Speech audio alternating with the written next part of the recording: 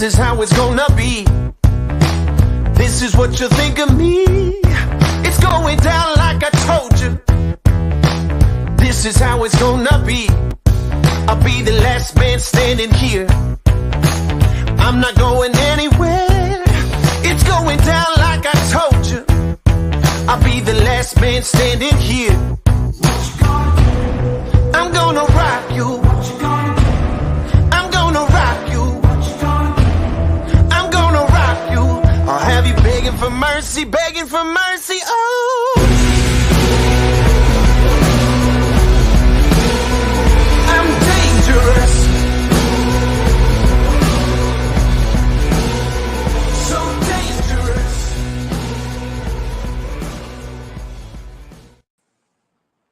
Good evening, everybody. Welcome to another episode of Combat Misfits. My name is Dave. To the left/right of me is Chris. Good evening. How are you doing today? Oh man, it's a beautiful day out, man. Felt good to sit outside, have a beer too. I was canceled the stream, but we got to give the fans what they want. We are here to talk about UFC Fight Night 204. That's right. UFC makes its return to London this Saturday for the first time in 3 years. And for what I'm hearing, it's a sold-out arena in the O2 Arena. I've heard. Yeah, it sounds exciting. And it's stacked, it's stacked with a lot of UK prospects, a lot of up-and-comers, a lot of fighters that are pretty close to a title shot. I believe in the main event, Tom Aspinall is not too far off. I feel like in the heavyweight division, you're only one or two fights from possibly being in contender status. There's not much competition going on. I think that's why everyone's like, wow, he got a title shot already, because there's not that many fighters in heavyweight anymore. There's not real big names. So when you make a name for yourself, you're almost like solidifying yourself for a title contention. Yeah. So we're going to get into all the action. We're live on YouTube. Go subscribe, hit the bell for all notifications. We're live on Facebook. We're on Deborah Sports YouTube page. We're on Twitch. We're on Twitter. We're live everywhere right now. Go wherever you get your podcast information from. We're there, man. We're available wherever you want us, So we're going to dive right down into this card and give the fans, in my opinion, 5 reasons pretty much to watch this card this weekend. One of them, it's an early card. Right off the bat, this card will be over by 7 o'clock Eastern time, 7:30 Eastern time. Mm-hmm. You can grab your lunch. It starts at 1 p.m. Eastern time, so you can grab your lunch and just kick back and watch these fights. And there's a lot of hype around a lot of these fights. I know Chris heard there's a lot of chaos going on during fight week. Right. And loved it. So, it's awesome. I've been waiting for this. Now that COVID restrictions have eased up, and things are starting to go back to normal. We start to get these crowds back. We start to get to these international events. Yeah, I'm looking forward to it, man. I really am. These Apex, these fights at Apex Center, they're okay. You hear a lot of the punches though. For real, it's very quiet. I think that was probably the best part. You can hear the punches landing and connecting. I think that was probably the best part of the Apex. But other than that, it was very lackluster. It wasn't as enjoyable if you are for entertainment purposes, where you hear the crowd yelling, "Oh, get him!" and all that. I think that makes it entertaining and fun. But if you're like a hardcore fan, or even like fighting in general, you like hearing that pop sound. They're connecting. You're like, "Oh, that felt that." Oh, like I think at home, I think it's exciting. And for the fighters, in my opinion, when they were at the Apex, they're able to hear their cornermen a lot clearer. Yeah. I think, that's why a lot of these fights recently, going into the second round after they've heard from their cornermen, they come out and they, end the fight quickly. They hear their advice, they take their advice, and it's working. But it's time to have the crowd back. It's time to have the emotions around each fight. The crowd reactions to. I can only imagine when Patty Pimblett walks out on Saturday. After, Oh, it's gonna erupt. That place is gonna erupt. and it makes me super excited. I love it. UFC actually just announced today that there's more events for the UK coming up this year, including Liverpool. It's going to be a great year, in my opinion, to have these international fights. So we're going to dive right into it. Main event, Alexander Volkov versus Tom Espinal. For those of you that don't know who Tom Espinal is, he is a very entertaining heavyweight. He is on a 6-fight win streak. He's beat and Bigfoot Silva. And for those that don't know this, he's finished every single one of his fights in the UFC by finish. A very entertaining fighter. He's not going in there for decision victories. He's going in there to demolish these fighters. Yep. And it's something to look forward to. You're not going to go into this main event like last weekend. If I may touch on last weekend, and the heavy, the light heavyweight fight didn't live up to expectations. No, that was sad. Well, you're not going to get this. I really have high expectations that this fight, I don't see it going to the distance. You've got Alexander Volkov, who's a veteran, in the UFC heavyweight division, has struggled against tough competition. He lost against Cyril Gane, who was the interim champion before he got dispatched by Francis Ngannou. Chris, I would like to know your thoughts on this heavyweight fight, man. I think Volkov comes out strong every fight, as you saw when he fought Derek Lewis, and he lost to Derek Lewis in the last minute. I think he has to set his pace in this fight against what's his name? Tom, right? Tom Espinal, yes, sir. Yeah, Tom. Because Tom is a beast, man. So it's hard to say. But Volkov just has to start off slow. He cannot come out heavy against Tom, or Tom's going to end his night pretty quick. I would like to see Tom go far in these rounds, like maybe 4th or 5th round. See where his cardio is, and test him out that way. I think that's his best goal for Volkov. I agree to an extent. I mean, yeah, he definitely needs, because most of these, I think, are, if I'm correct, most of these are first or second round finishes. I mean, and there's only one of them, and I think that's Andrei Arlovsky, who he finished by rear naked choke, back in 2021, early 21. The rest of these are knockouts. I mean, he's he packs a serious punch, and I think he's not one to go in there and underestimate. I think Volkov needs to really seriously take this fight, as serious as possible. I don't think he can go, even though Alexander Volkov has, he's beat Alistair Overeem, he's beat Marcin Tybura, I think both these fighters, this victory this weekend, will shape how the rest of their year will be. I mean, how close can Tom Espinal get to a title shot? We'll have to see. I don't know if you know this, Chris, but Francis Ngannou just basically said he's going to be out 9 months. So yeah, he don't want to fight. He's not trying to get minimum cash. He's trying to go as long as he can without fighting. It's weird. So let's speak on this real quick, because this is a heavyweight fight, and these are top 10, in the top 10 of the heavyweight division. And now you've got Francis Ngannou, who fought out his last fight, back in January, his last fight on the contract. And now he's going to be out 9 months. Yeah. For surgery, so it's kind of like there's obvious, now I'm going to make a prediction, that there's definitely going to be an interim title fight this year, and I'm going to say that it's Stipe Miocic versus Tai Tuivasa. I think when that fight comes to fruition in July, I think that's going to be for an interim title fight. They I can't can hold see that. I can see that. Yeah, 100%. because they can't hold this division up much longer. I mean, let's be real. I mean, you're holding up this division. I get it. Francis is trying to get more money. I respect that. UFC is bogus when it comes to that shit.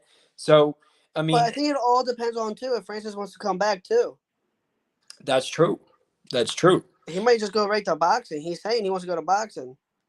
And that would be catastrophic for the UFC. If they were to lose, I don't think, in my opinion, and I'm pretty certain on this, I don't think there's ever been a current champion that has walked out of their contract. And the Well, UFC, it wouldn't be out of his contract because isn't he up for a renewal? exactly. But because, see, it's weird. You can fight out your contract in the UFC.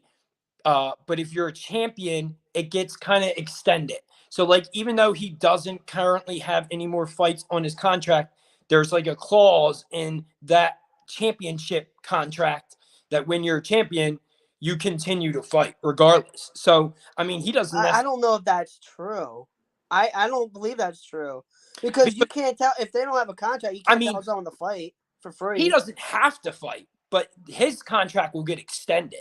So, like, that's how the UFC is. They love capturing these people in, holding them tight. Look at Nate Diaz. He's been trying for a fight for how long? He's got his last fight contract. They won't give it to him.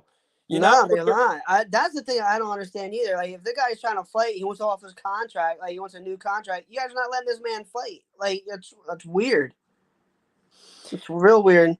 It's a tough spot when it comes to the UFC because, like, the UFC cannot, strategically let this man go. It would be terrible, for, we already know that there's big money fights out there and everything. We know that, and well, that I'm not too sure of because, like, if Tuivasa does well and beats Stipe, or if Stipe wins and they give him the title, I think they're still okay.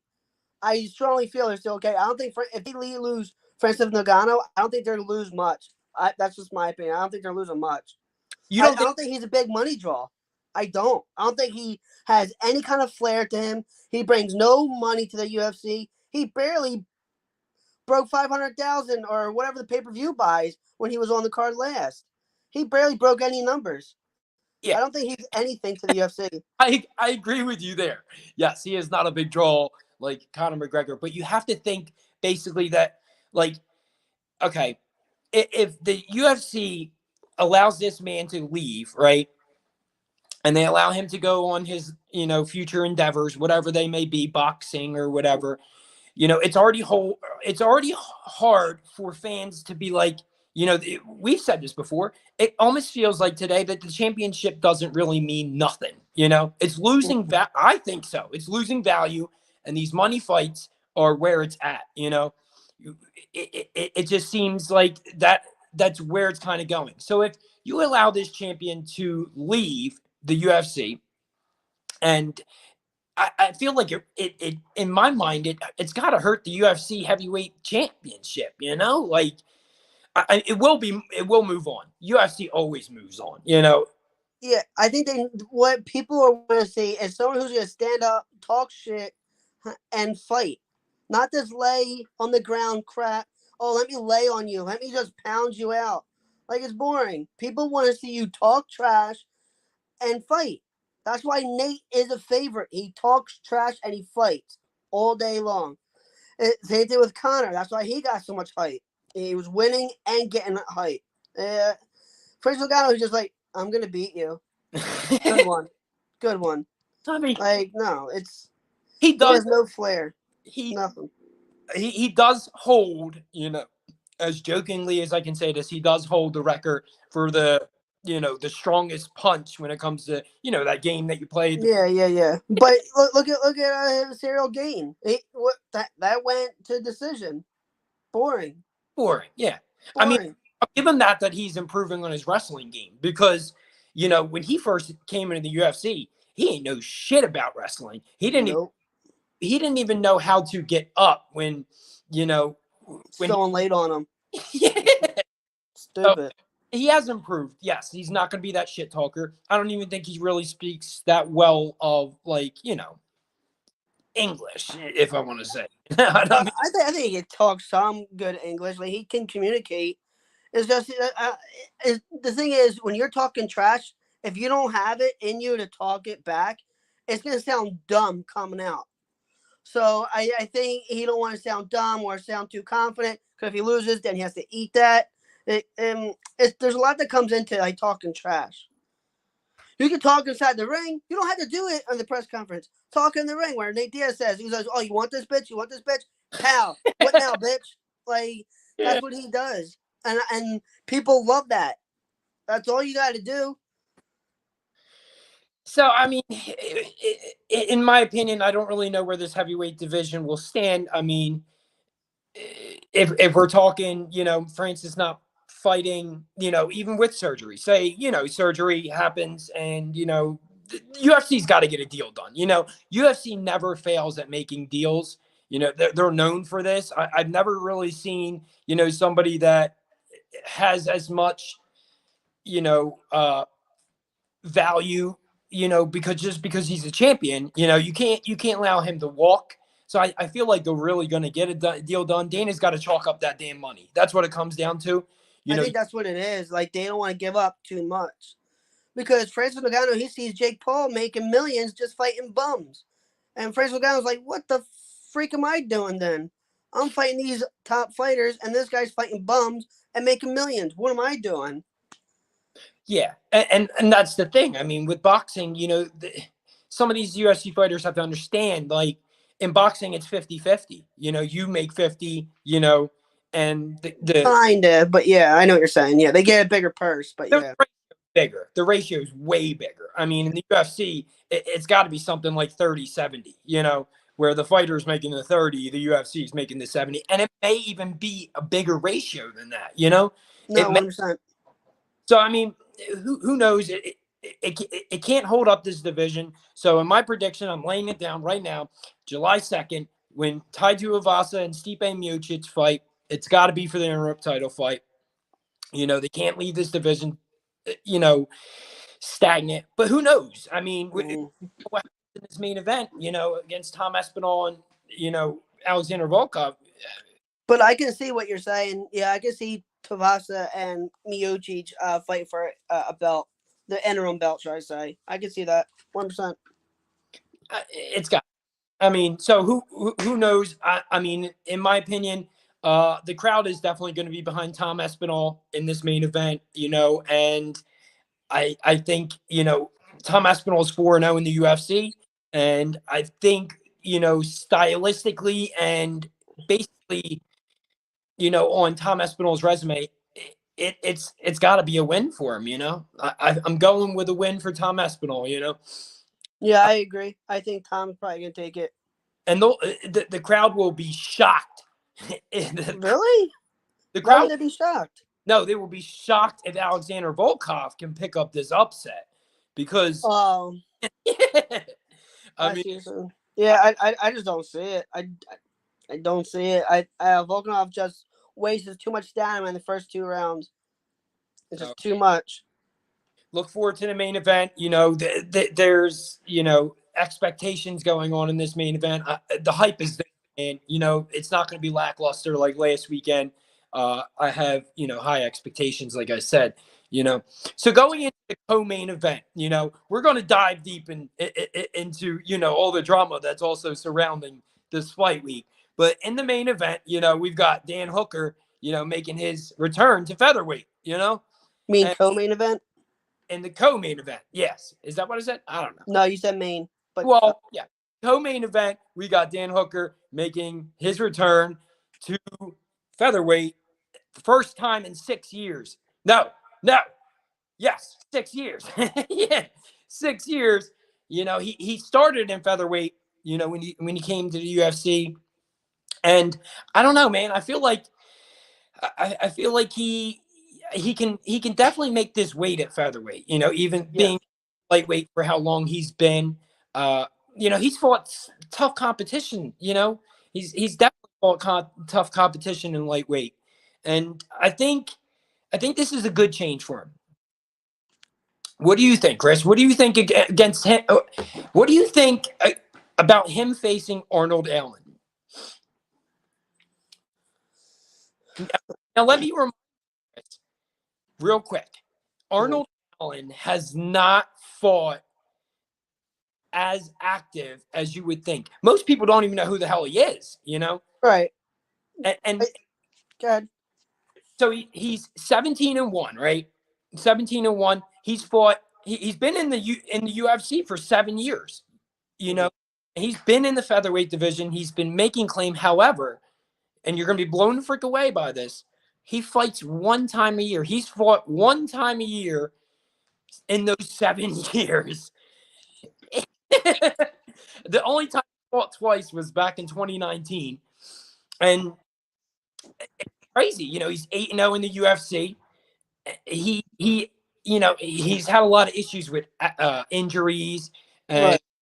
I was going to say that. That's probably why he only fought one time in years, because he's been hurt a lot. But that's crazy, man. I mean, it's crazy, that had he been active, he probably would have been in title contention already. Right now, he's sitting at number 11, which is freaking crazy. Well, I think what it is that Dan's trying to find his itch. He's trying to find his division. He's been up and down his whole career because he keeps losing. He gets so far, then he starts losing. I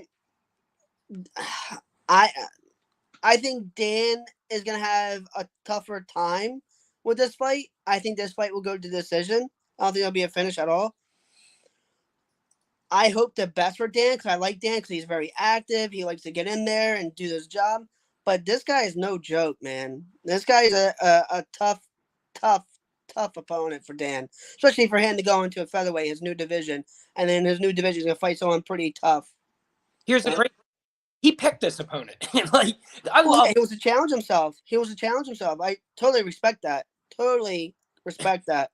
But it's no sleeper here. This is a tough fight for him.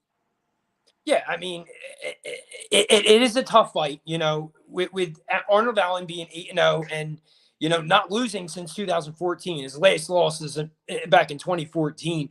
But had he have been more active, we would have seen more, of him, and seeing him fight tough competition. The injuries definitely. He's 17-1. He's lost one time, and right. that was back in 2014. I mean, it's crazy that he's had all these injuries, and I think Dan Hooker, if I can mention this real quick. So featherweight is obviously reigned by Alexander Volkanovski. He's the champion. They both fight in the same camp. They actually have both sparred together with, against each other. Mm-hmm. So, this move was significant because, they are kind of like friends in a way. But if it has to happen, they both said it has to happen. They can put these things aside when it comes to it. Dan Hooker is no joke, though, because you can say, and I agree with you to an extent that Dan Hooker definitely has a tough fight ahead of him. But Dan Hooker's only lost against tough elite competition in the lightweight division. Speaking of Islam Makhachev, he took the fight on short notice. Much respect to him. But, we don't know much about Islam because, like we said, hasn't fought tough competition either. But his record is speaking for himself. So we got to give it to Dan Hooker for at least, fighting against him, losing against him, taking the fight on an early notice, But he does have, he does have a lot going for him. He's got great cardio. He can hold out with this dude. I really believe that he can hold out with this dude. No, I totally agree. That's why I said decision. They'll probably go to decision. But I understand that if Dan Hooker does lose this fight, I don't know where he stands, where I think that's where he might lie and maybe not fight again, because like you can't keep jumping divisions and expect to be, I don't know, like in a top rank situation so you can get a title shot, because he's been all over these divisions lately. So you go to featherweight for your first time to try to fight someone, and now you're going to fight someone who's a really good fighter. And if you lose, then what do, Dan? You go back up to lightweight? Do you stay in featherweight and just try to recompose yourself and retry in those ranks? There's a lot that goes into that, and that fucks with that messes with your mental state, because fighting is a lot of percent of it is mental. It's not about physical; it's about your mental capacity. And if yeah. he loses again, I can mess up Dan's mental. He's like, "Oh, I'm never gonna get a title. What am I doing? Why am I? I'm never gonna get that title." Yeah, it's definitely, definitely a tough. It will definitely be a tough pill to swallow if he loses this fight, especially because he's been more active than this Arnold Allen guy. I think he's one of the most active fighters on the rosters. Yeah, yeah, yeah. I mean, we don't know what to expect. It's a hard prediction to make in this fight because yes, Arnold Allen has his dominancy in the featherweight division, but he also has his inactivity in the featherweight division. So it's like I don't know who to pick, man. I don't have a clue, but I'm gonna go with my heart in this fight, and I'm going to say I want Dan Hooker to win. I really do. I want him to shine. He's very tall. So Yeah, I think he may actually hold the tall, like the most height going into this division. I'll have he to. could. He might. He might. I think he's like 6'1", maybe 6'2". He's up there, man. He's tall. Yeah, but I would like Dan Hooker to win because I like how active he is. I think he's a good fighter and everything. Is he gonna win? I don't think so. I think he bit off more than he can chew, like he did with Islam. Uh, See, that's the thing is, will Arnold Allen have, some ring rust? Will he, I don't think everyone keeps saying ring rust. I don't even think that's a thing. I don't think that's a thing at all. in this case, when you're fighting once a year, there's a difference. In the past 7 years, he's fought 7 times. He was lucky 2019. I guess he didn't get hurt, whatever. So he fought 2 times that year. But yes, some people ring rust, I guess, doesn't affect. Nate Diaz doesn't affect him. Yeah, I know. Yeah, I don't want to keep using Nate as an example though. There's others that came out like Dominic Conor McGregor. He hadn't get fight for a while. He came back and bossed out Don Cerrone, a top fighter. He bossed him out. So I don't think like there's a lot of fighters that. Oh, here you go. Brock Lesnar has ring rust. He doesn't have ring rust because he came out and like what? A few years later, he fights Mark Hunt, a dangerous striker, and beat him. I, I I don't think ring rust is a thing. I think that's an illusion. You can't use Brock Lesnar, okay? Brock Lesnar, Why? he was on steroids in WWE. So what? They're Ring two, rust is ring rust. And it doesn't matter if you're on roids or not. Ring rust is ring rust. and there's a difference because when you speak about Brock Lesnar is active as shit. That WWE life is no joke. They're constantly being on the road, constantly being active. Damn well Mark Hunt wasn't doing shit, bro. Come on. Who cares? So, I mean, yes, Brock Lesnar is a different kind of specimen. Yes, I don't even know if you can use him in this statement. He is a different kind of human being. It's just like, He's a big boy. but when you think about this guy, I mean, he hasn't fought much, and the division's moving, bro. The divisions are constantly moving. So, yes, to an extent, ring rust doesn't really affect most people. I don't know. But I mean, you have to think like, you just have to think the fact that he hasn't really fought much. It's a possibility, but I don't really know. I mean, it's obvious if you look at it on paper. If a fan who didn't really know nothing came and looked at both of these resumes on paper, and both of these records, yes, they're going to go to Arnold Allen. They're going to go to Arnold Allen. I mean, he's only lost one time. Where you look at Dan Hooker's record, and he's 21-11. But if you dive deep, you would see who's facing tough competition and who's really not. So I mean, we're gonna have to see. I mean, but that's the co-main event. I look forward to it. I'm more than thrilled about that fight. And we're gonna have to see. I mean, in my opinion, I think it's. I think it's. I think it's going to be Dan Hooker. I hope, but who knows? So we're gonna. Here you go. You have comments. Pat says, "I think Brian Herter is a tap overrated, especially in the MMA world." In what factor? Like, you can't say that he's overrated when he won a title, and he beat everybody he had to get to a title and won. See, then he fought tougher competition who was making sure that he doesn't go to the ground with him, and he lost.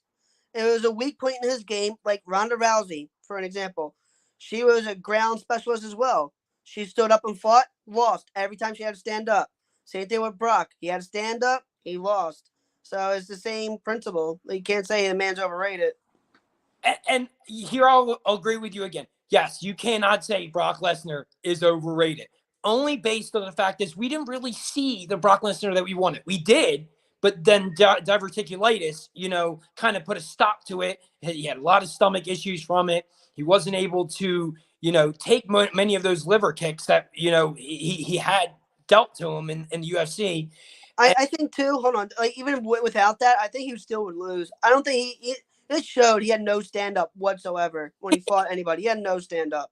So he was going to get worked if he even didn't have that sticulitis stuff or anything. He was going to lose no matter what. So I don't think he can fight. Theoretically, right here, since, that's already on topic. All right. Let's say, Francis Ngannou was it's hard to think they're hypothetically because Brock Lesnar's what, close to, I want to say, in his 40s. He's up there. He's up there. I don't know how old he is. He's up there though. Francis Ngannou faces him in right now. Right now? Right now, and Brock Lesnar's juiced to the gills. Is Brock allowed the juice or no?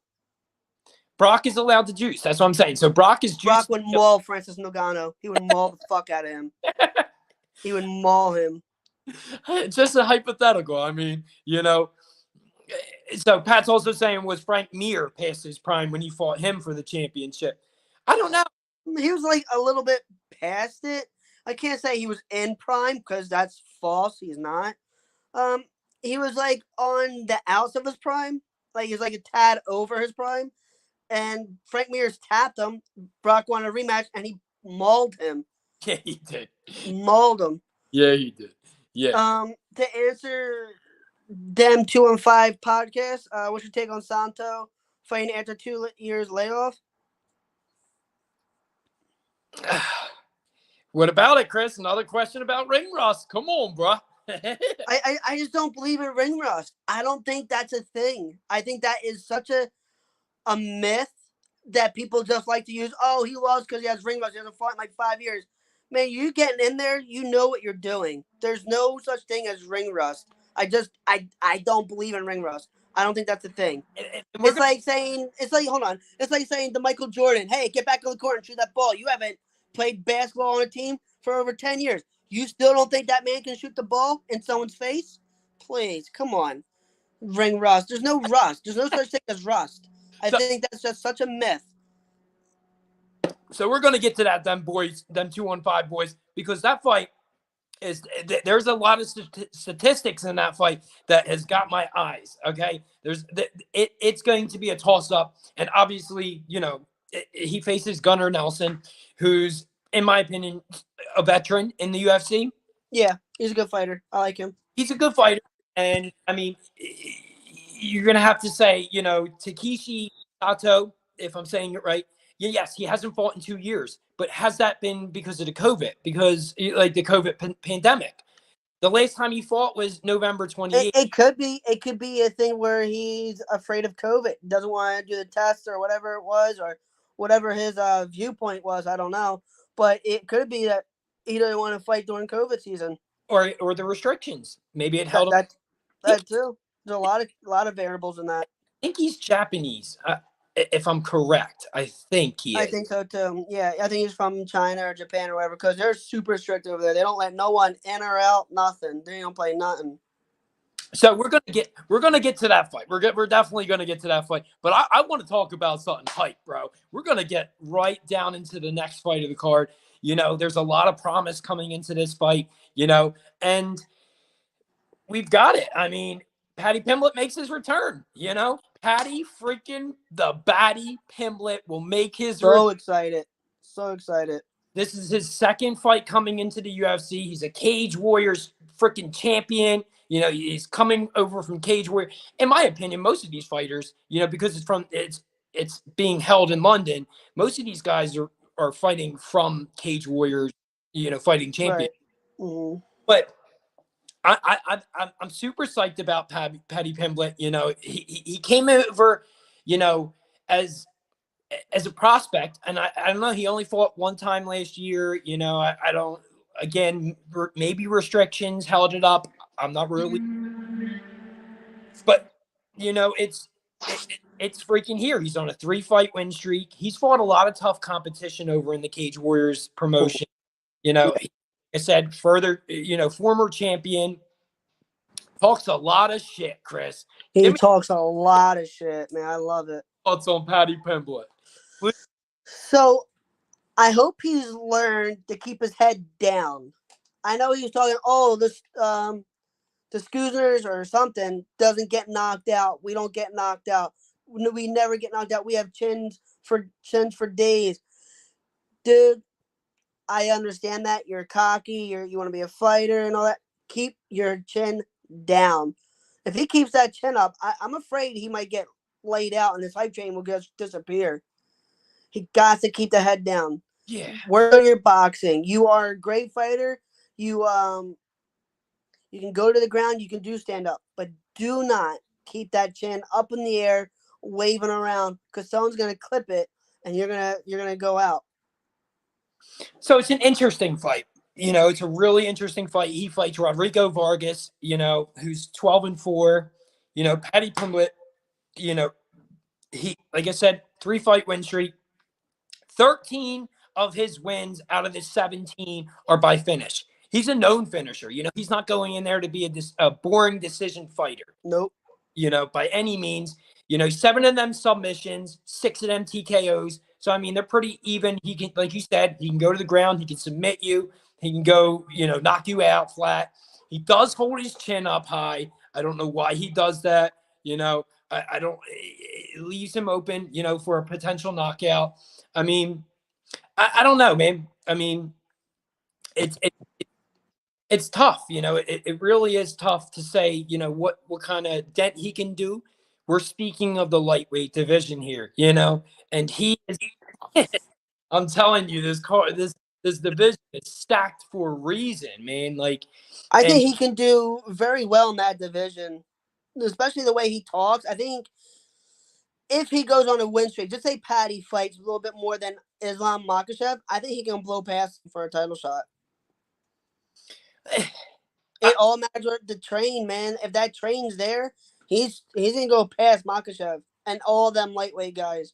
He will jump ahead of everyone.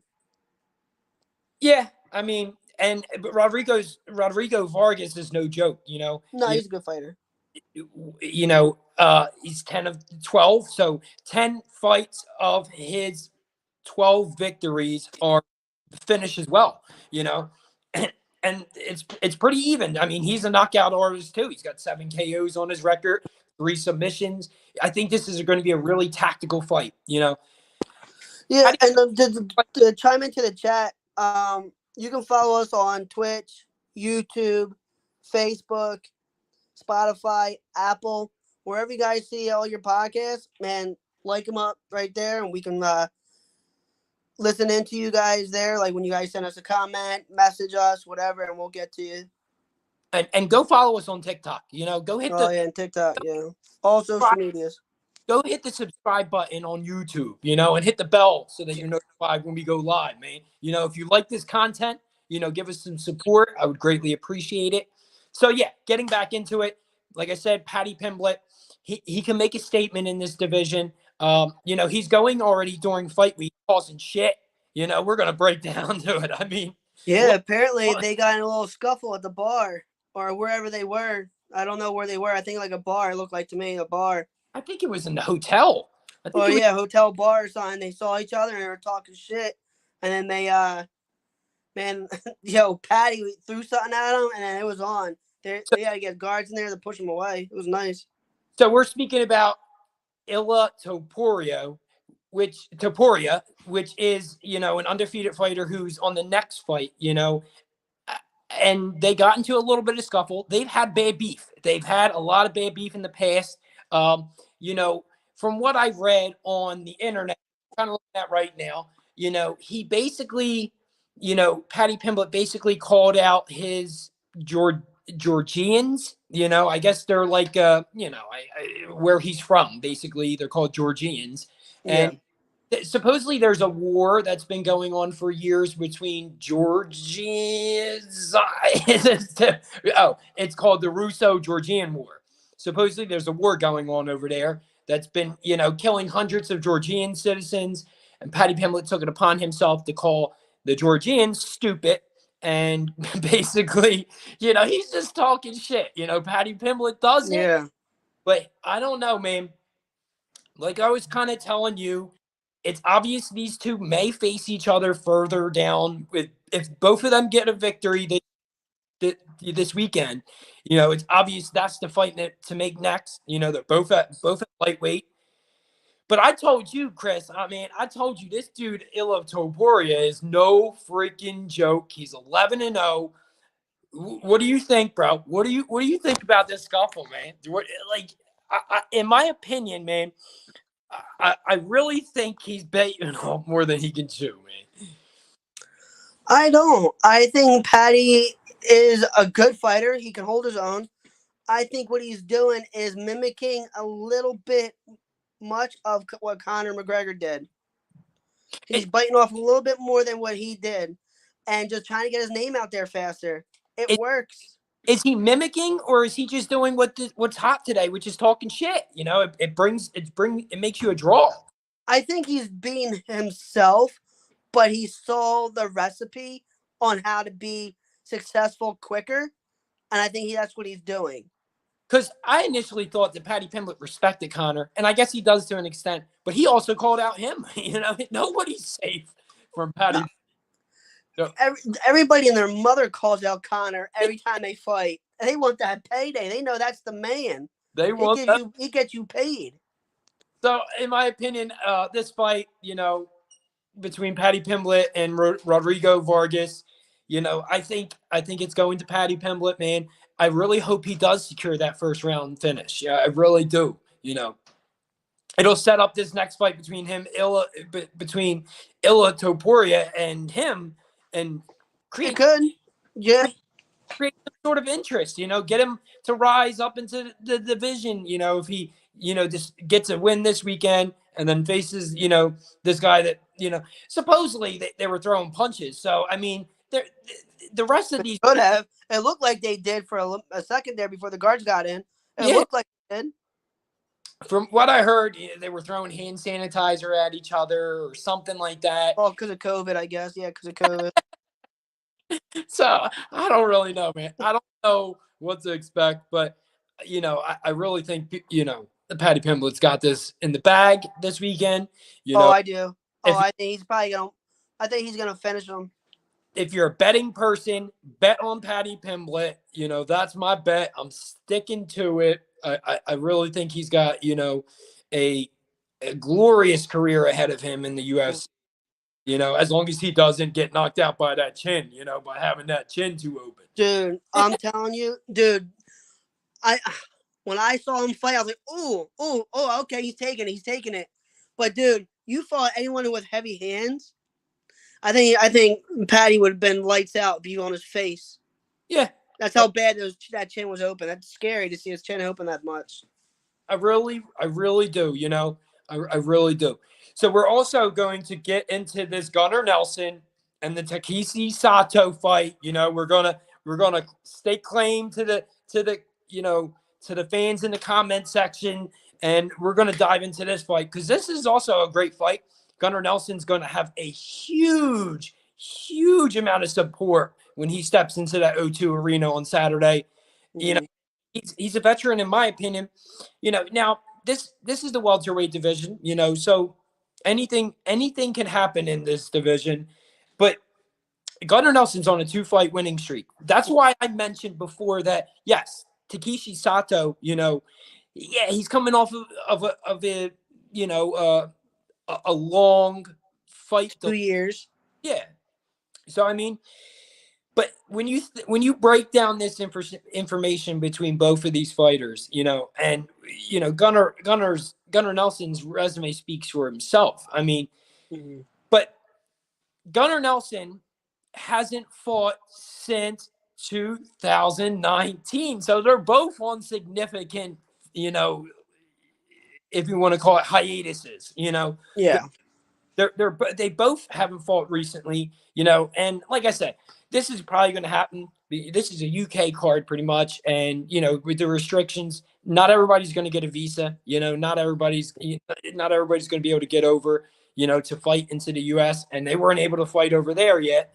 So this is going to happen. A lot of these fighters on this card actually do have some sort of significant hiatus. Mhm. I think Takeshi Sato, stands a chance, but let's. It's going to be either the wrestler or the striker that's going to win this because out of 11 of 15 of Takeshi Sato's wins, they were by KO. Mhm. And he has a few submission wins on his record, but Gunnar Nelson is going to hold the opposite advantage where he has 12 of his 17 wins by submission and 4 by KO. So it's definitely going to be striker versus wrestler in this, Yeah. striker versus grappler, if you want to call it.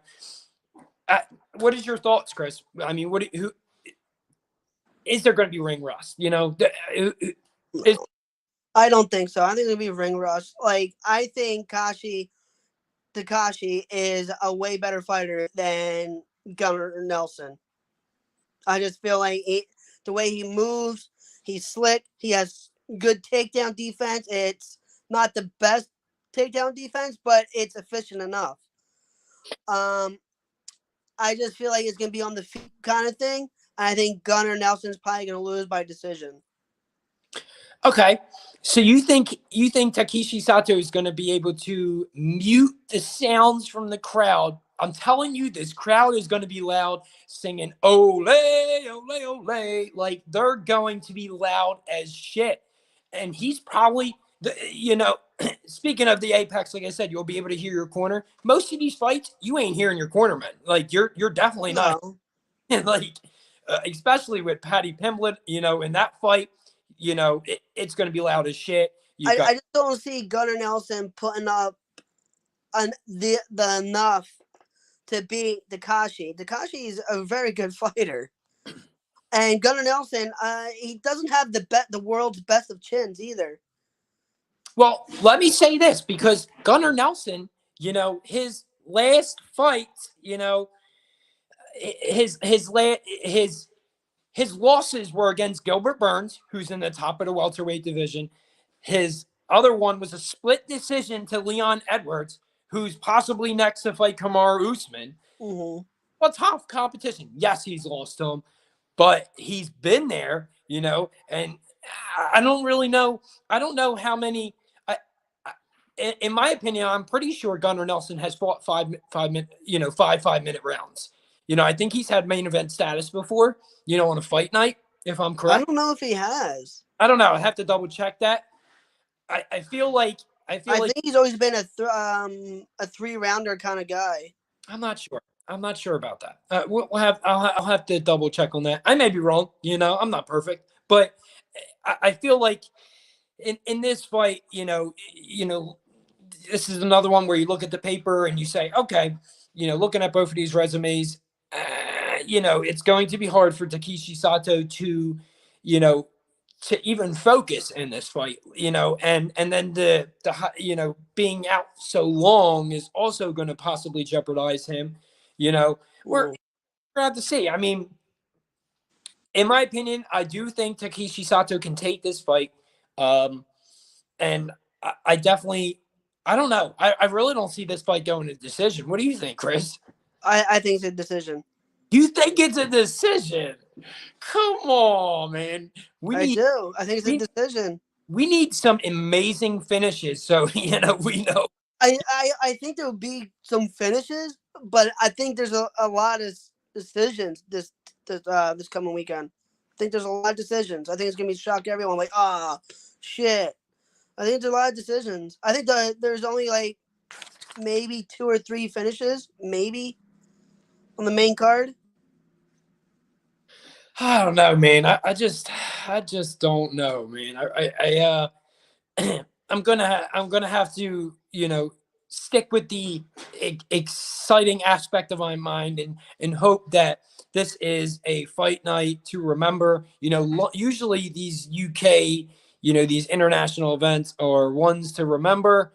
They are, but tell me when a fight night was really stuck out to you. Like, oh, that was a banging fight night card. You tell me when the last time you were so excited that you saw a fight night card that was just so good. I don't know. I mean, my point is, it's tough. If they're in an exciting place, I think the crowd's going to be in it to win it. Totally agree with that. Totally agree. But to say, oh, this could be the best fight night card, or say, oh, this was a good fight night card, I think it's hard to say right now. I don't even think the card matches up for an exciting fight night. Wow. Except for one person. Wow, that's a huge statement to make, bro. Oh, come on. I only talk facts, man. Have some faith, man. Have some faith that this fight could be, this fight card could be awesome, And I told you, there's only one fight on here that it seems like it's hyped. Is Paddy the Baddy Pimblett. Oh yeah. He makes that card. Well, when you're talking shit, yeah. Everybody else is like, I don't know. But let's be real, man. You can't deny that the main event could be a significant, great finish. I don't see that going to a decision. I don't see. I don't either. I don't see Illa Topuria fight going to a decision. I mean, they both have. Which one? The Illa Topuria fight. So he's on the card as well. The one that Paddy Pimblett got in an altercation with. He's on the prelims. No, actually, I think he's still on the main card. He's just, a little further down. So, he's also fighting. And they both have, he's fighting Jay Herbert, which, they're obviously Illa Topuria has never lost, and then you got Jay Herbert, who's coming off of he has a significant record, 11-3, and they both what? Come on, they have Jay Herbert has KOs out of 11 wins. I'm telling you, give me a decision. Out of 11 wins, one by sub. So I mean, let's decision. Come on. All right, decision. So, let me sell you here, okay? So Illa Topuria 7 subs out of 11 wins, and 3 TKOs out of 11 wins. So I think only one of his fights has gone to a decision. Come on. Well, this be number 2. All right, whatever. Look, I really hope I come back to you and be like, hey, bro, what about that card? And you were like, it's amazing. I really. But I have to toot my own horn, man. I'm rarely wrong on my predictions, man. I'm not usually wrong. Okay.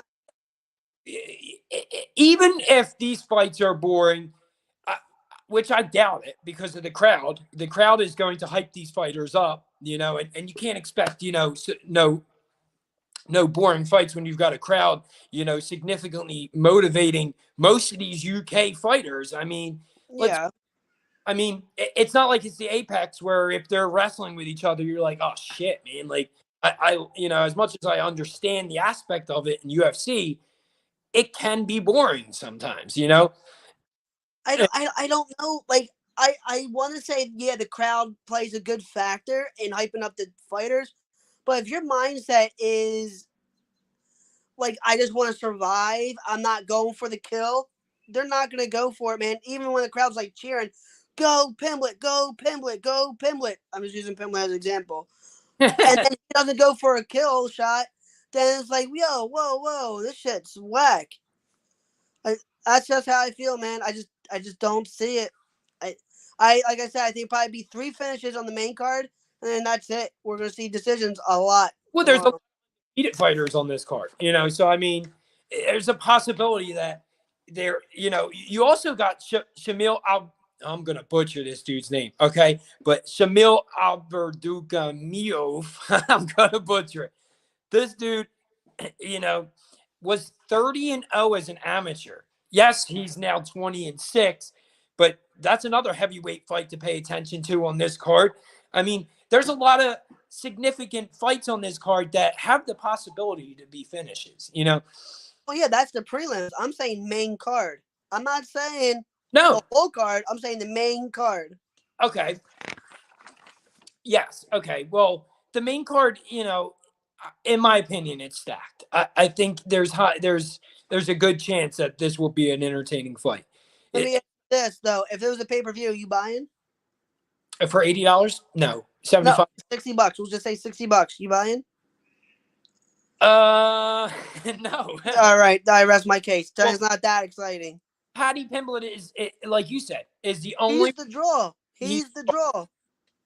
He's the draw. So it's hard to say, and he's not. It's not like he's a champion or he's anywhere near to being the champion. You know, sell that. Yeah, I'll give it to you.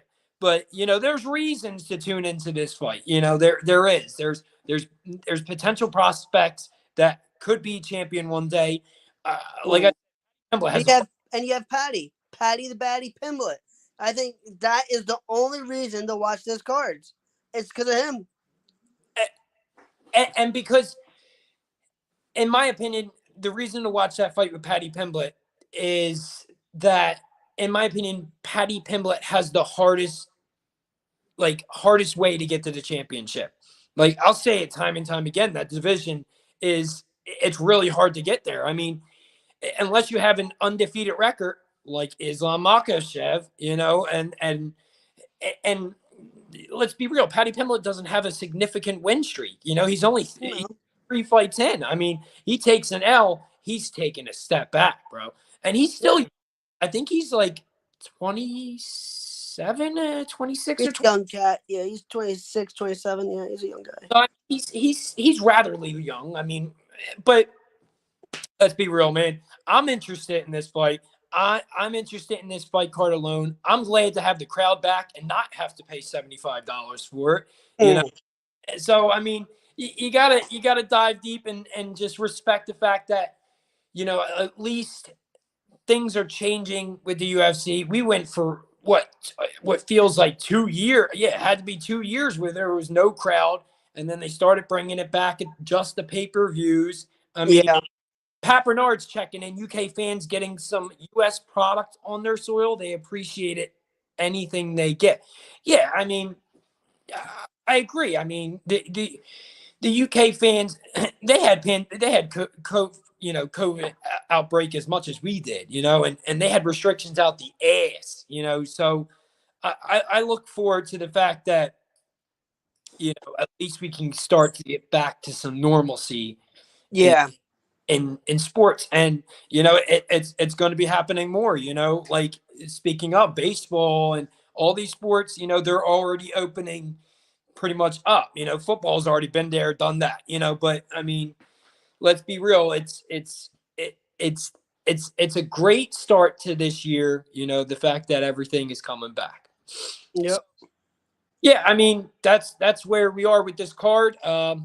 Tune in, you know, basically watch this card. It's an early card, you know, it'll be over before 7:30. You can get your party on, you know, and get together with your friends and still have a great amount of the night left, you know, and not it be 1 o'clock in the morning Eastern, or 1 o'clock in the morning Eastern time, and be fucking ready for bed after this shit. Exactly. So, I mean, you know, the night is young. It'll be young on Saturday. Tune in, you know, get pumped. Don't forget, go subscribe to us on YouTube, Facebook, Twitch, and TikTok. And I mean, we're everywhere. Twitter. We have a Twitter. We have an Instagram. I mean, go find us. Combat Misfits. You know, Combat Misfits 215 on Twitch. We're live from it right now. So if you miss it, you can go back and rewatch it. Any more thoughts that you got, Chris? Nah, I got nothing. All right. Well, thanks everybody for chiming in. The ones that did comment, I appreciate all the support. Chris does as well. We'll see you guys. Have a good night. Enjoy the fights on Saturday. Be safe, Chris. All right, you too, bro.